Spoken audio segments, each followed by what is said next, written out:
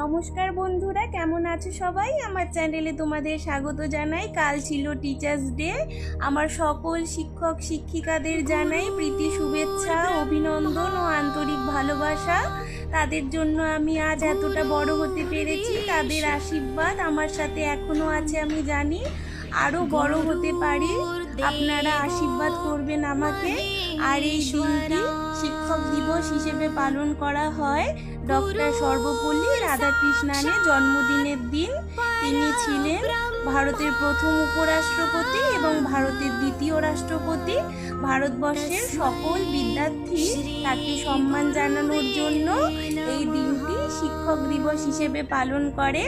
আর আমার ছোট ছোট ক্ষুদে ছাত্রছাত্রীরা এই দিনটি আমার জন্য খুবই স্পেশাল করে দিয়েছিল। তাদের ছোট্ট ভিডিওটা আমি পরের ভিডিওতে তোমাদের সঙ্গে শেয়ার করছি। টাটা।